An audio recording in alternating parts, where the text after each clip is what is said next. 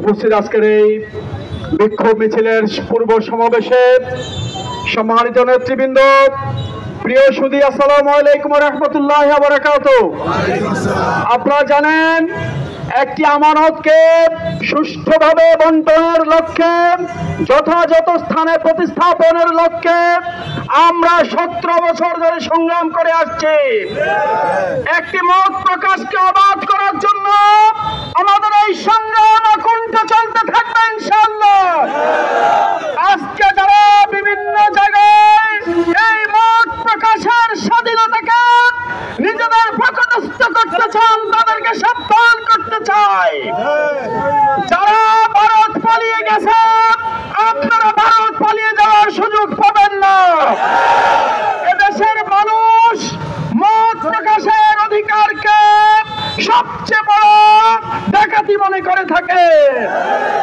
সেই রাতের ভোট দিনে করেছে, দিনের ভোট রাতে করেছে, আমির ভোট করেছে, তারপরেও তারা এই বাংলার জমিনে টিকে থাকতে পারে নাই। হাসিনার চেয়ে বড় ফাঁসিবাদ আর বাংলার জমিনে আসবে না। দিল্লিতে উড়ে গেছে হাসিনা, বাংলাদেশের মানুষ ফু দিলে আপনি বঙ্গোপসাগরে গিয়ে পড়বেন।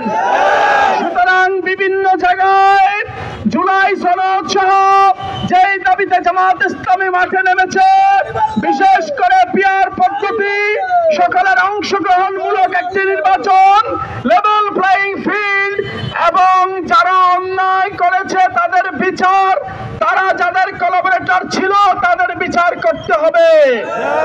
কারণ কবি বলেছেন, অন্যায় যে করে, অন্যায় যে সহে, তবু ঘৃণা তৃণ সমদহে।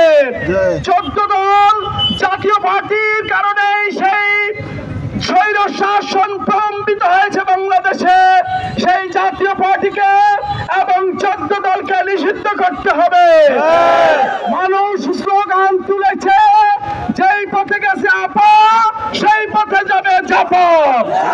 ইনশাআল্লাহ আগামী দিনে বাংলাদেশ ইসলামের বাংলাদেশ, আগামী দিনের বাংলাদেশ দাঁড়িপাল্লার বাংলাদেশ, আগামী দিনের বাংলাদেশ ডাক্তার শফিকুর রহমানের বাংলাদেশ।